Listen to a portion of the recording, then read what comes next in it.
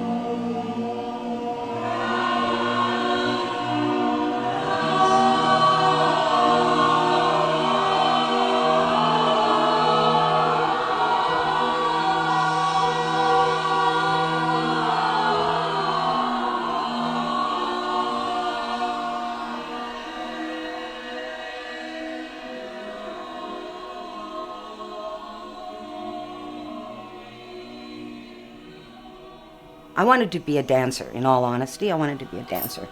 I didn't want to be an actor in the beginning.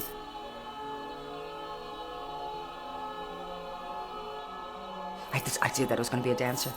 And thank God I did not pursue that career, or that I couldn't because of my length of my second toe.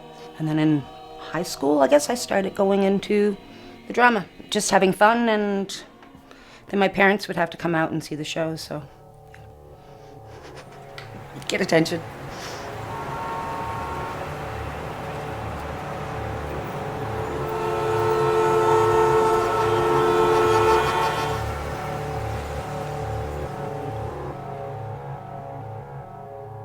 I'd always go like, oh, I think I'm going to be a doctor, or it's going to be a lawyer, or it's going to be something. And finally, I just went, no, I'm not doing any of this. Now, a lawyer would have been great because you're trying all kinds of different cases and then you get to be different people all the time. That's criminal law, and I don't know that I could stomach that. I was very skinny, teeny, no bum, no breasts. I was a really late developer.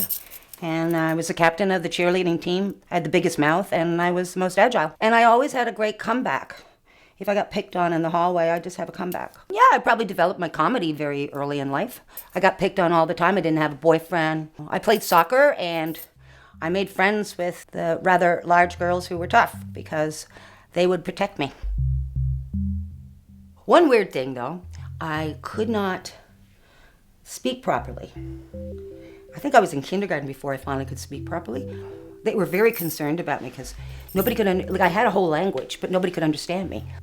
Anyway, it turned out the doctor, I was examined, and the evaluation is that my brain was moving faster than my mouth could move. They used to call it double Dutch, so you couldn't understand me. Eventually it stopped, but yeah.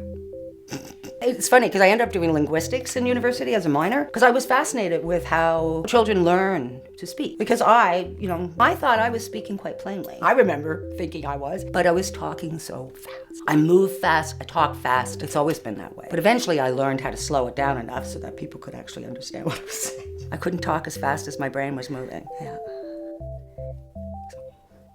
Like if I clean the house, for example, I would maybe go through all the rooms and do all the dusting. And then I go through all the rooms and do all the vacuuming. And I might do it that way. If that's obsessive compulsive, I don't know. I don't think so. I feel sometimes that people need to have labels. I'm just me. Whatever. If I can function within that and it's not hurting anybody, really, who cares what I am? Why was I so loud? Well, I had a good voice, that's for sure. Not a good singing voice, although I did sing when I was younger. I sang in the choir at the United Church. They had an amazing minister. I'm not really religiously inclined, but he was great. He would do really good sermons that were entertaining and funny and real. And so I enjoyed being in the choir. And then he left, and then I just went. don't want to do this anymore. I'd have to be honest with you. I'd rather be on stage nude than sing on stage. I'm absolutely traumatized by this. I cannot sing in front of people, and I have no idea. And then years later, it was for sleep therapy, and it ended up coming out that I had sang at a little friend of mine's funeral, who was like, I don't know, 5, 6, at an open casket.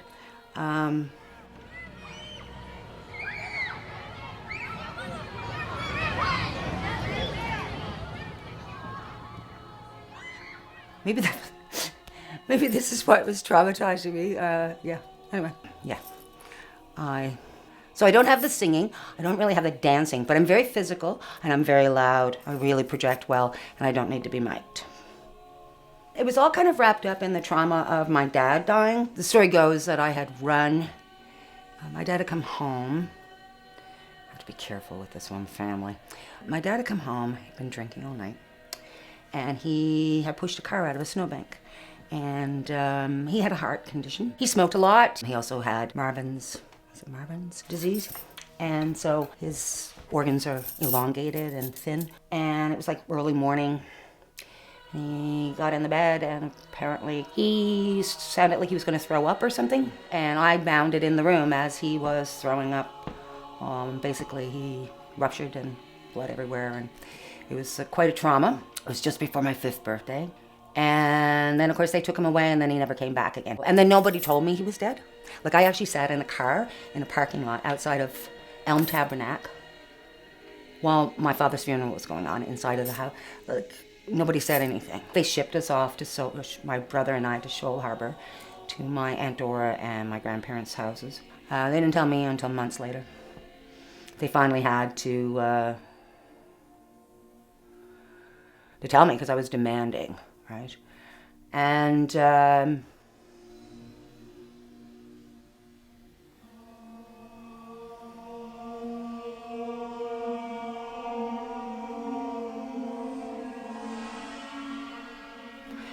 then I had this whole trauma of I was in the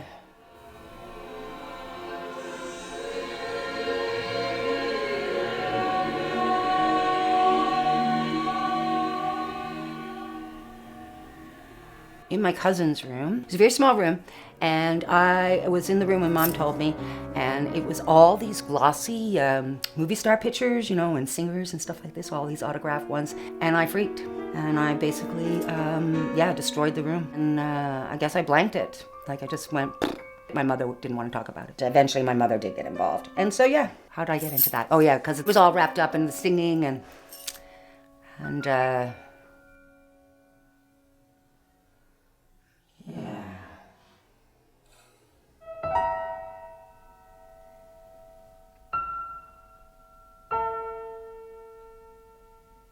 first year university, I hadn't really drank. I was smoking, I was drinking, not eating, passing out at the Muse. I met you there. And then the number of bear bashes that we would have attended. Was I crazy then? Yes, yeah.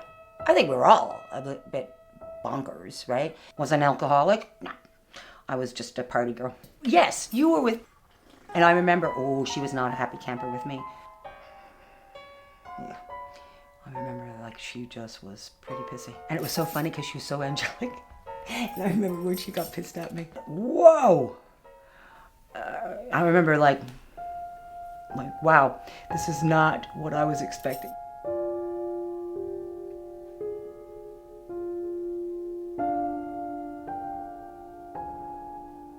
Because she was angry. I think you guys had split or something, and I somehow got involved in the whole scenario. I don't think we had split and you got involved in the scenario. Probably. I think that's what it went. Probably. Yeah, probably.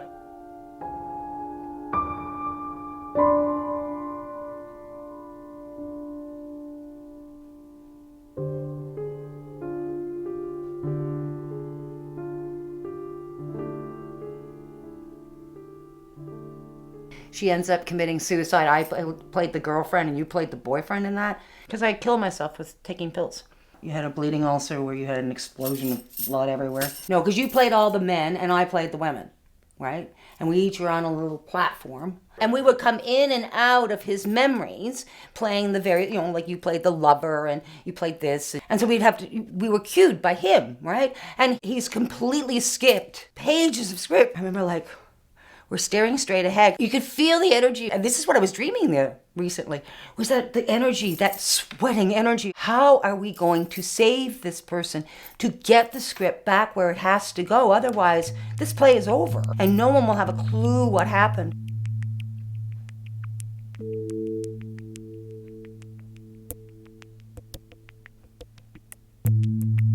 Friday night, I go home and have a bottle of wine and sit on the armchair and watch, bad TV and knit and drink copious amounts of wine. And then eventually the wine and anyway. Yeah, I'm starting to find that I can't, I'm not the drinker I was, no. Mushrooms was my thing. Yes, I remember people bringing me mushrooms. I can unfortunately drink quite a lot of hard liquor before I finally... I remember when I had my second oncology appointment with the medical oncologist as opposed to the radiation dickhead oncologist. And he's like, oh yeah, no, we're pretty confident that you can survive this treatment plan because, everything's good and your liver and your kidneys are good. And I was like, really? Seriously? Yes, he said.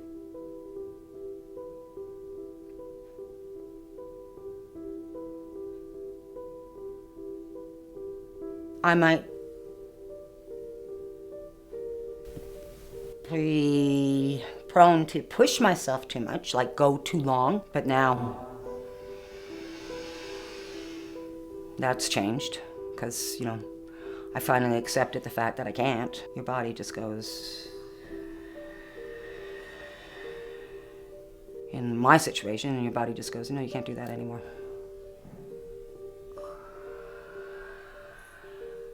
And so I have to accept it. And that's interesting.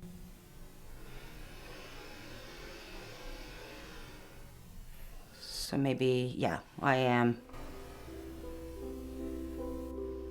I would, if I want to get something done, I would stay up all hours of the night to do it.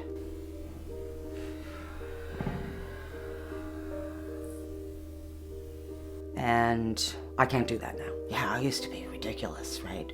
To the detriment of my own health. Just to have it done. Because, you're just not going to get it all done. And, Dana just recently said it to me, right? I was going on about, I don't like the fact that I'm frustrated because I'm laid up now and I can't get things done. And she's like, I'm so behind. And it's like, you'll never get it all done, Wendi. You never get it all done. And I think that's what I kind of have to realize. No, I'm not going to get it all done. Yeah. So.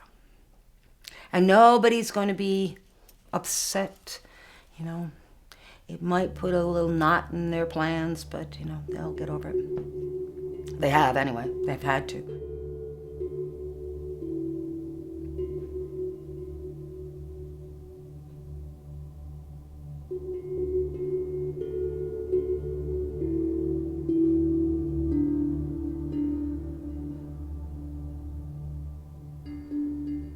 She's constantly in this hospital gown. I would unhook and hook up to my port. You're lying in a bed. There was this monologue about how slow time can go.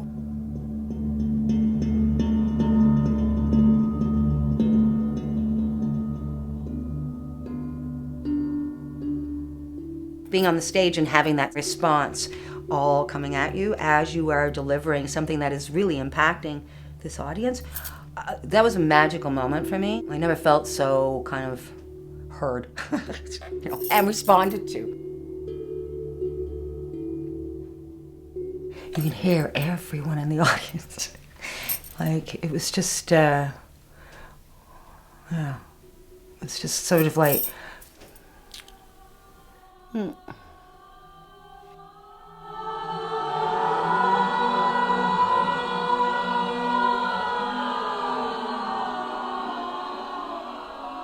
We're both trying to figure out a way to tell the story.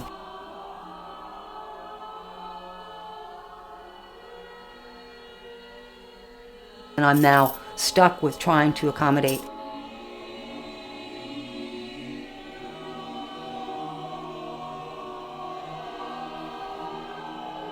It's all fine.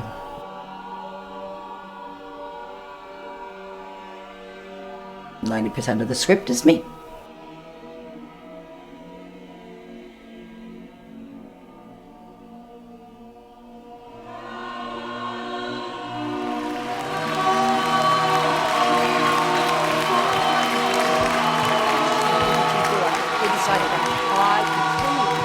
Self-employed, making, outrageous amounts of money. Like if I was making that kind of money, like seriously. Yeah, and loud. Oh Um, yeah, I was loud. We're in New York. And that's pretty well the singing. been He like showed me that script around that Did a time. couple of musicals. And so the cops are pulling up alongside of me. They quite pull up honest alongside with of you, me. that Hey, was good. 25 remember pounds we used to ago. go So, down to one what weird was thing, it right? called? I did not Then sing on stage. place but about, I would just, and so I did they this go, show. they go the most Kindergarten outrageous. We'd be at rehearsal and then we'd go over Service for our with the night. in your assessment, and Whatever then it was very called. concerned And about your, nobody could, I had a whole language, but nobody could understand me.